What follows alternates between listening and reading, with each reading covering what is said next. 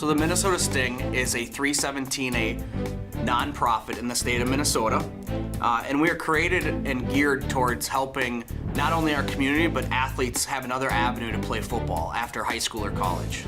I founded the team in August of 2009 with a handful of other people, and we started the team off the premise that we thought we could do something better.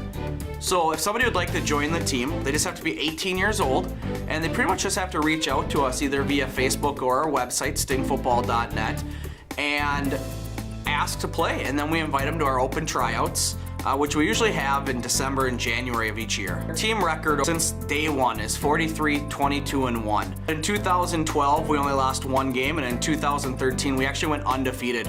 We're the only team in league history of 2012 and 2013 that shut out the team in the championship game 2 years in a row. So that's a pretty neat accomplishment. And then we actually got to travel down to Florida in January of 2014 and play for the national championship.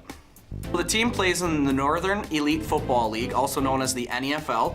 The teams in the league are primarily out of Wisconsin and Minnesota. We usually have 8 regular season games, and then teams will usually pick up 1 preseason game and maybe 1 to 2 during our bye weeks. And then teams could even play a couple postseason games, so you're looking at about anywhere from 10 to 14 games. So the team does play for a trophy at the end of the year, but I would say that the biggest thing that our players play for is bragging rights. The honor of winning a championship at this level is huge. And you know, besides that ring and that trophy that these guys can earn, bragging rights is number 1 overall. I mean, to be able to tell their buddies and other teams that, hey, we beat you, we won, we're the best in the area, is one of the greatest accomplishments we could ever have. The Burnsville game is going to be tough. The Warriors was started by one of our co-founders. He actually left last year, wanted to start something closer to his hometown. So it's going to be really tough for us. Not really on the field tough, but emotionally tough in the way that a lot of our veteran players went over there because they live on that side of the city. And a lot of our coaching staff is now on that team as well. So it's going to be an emotional game for us to see a lot of those guys on the field again, not in maroon, black, and Pegasus gold. Something to the effect of a bumblebee, and we thought maybe a sting would be a little bit more aggressive and football team sounding, so we went with the sting. Every team is responsible for finding a location to play their games, and so that means they have to have stands, they have to have scoreboards, they have to have locker rooms, and all that available to the other team that comes to visit them. I mean, we've been really lucky to be able to play at Eastridge High School the last few years after we made that move on year 3. It was founded on family, and we really like to give back to the community.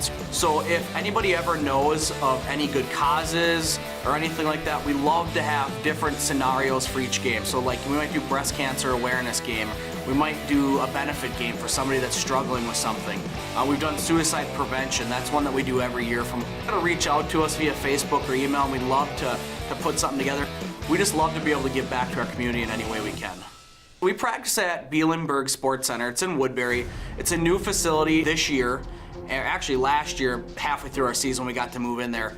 And we're really lucky that the city of Woodbury and their government has really embraced us being part of the community because we get to use this awesome facility, and right behind the facility is where our game field is.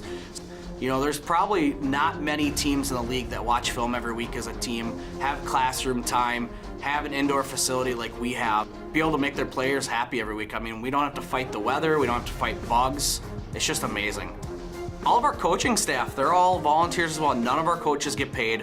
My wife and my mom work the front gate. My daughter takes our pictures. My daughter, you know, has ran our music.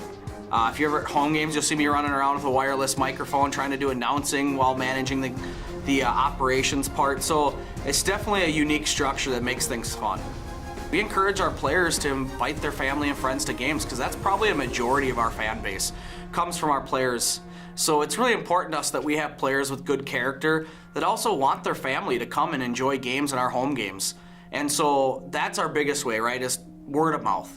So the second way we've been doing things lately is doing social media marketing, and that's worked out really well for us this last year. We got a lot of new faces in on tryouts that we've never seen before that haven't even heard of semi-pro football until they saw our ad on Facebook.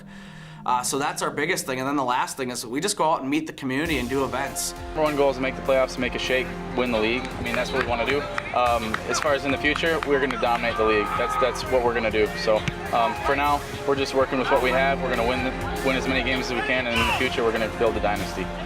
We call ourselves Sting Nation. It's actually coined by a player of ours that's with the Warriors now. But we've stuck by that, right? And we've said the words, we ride together, we die together.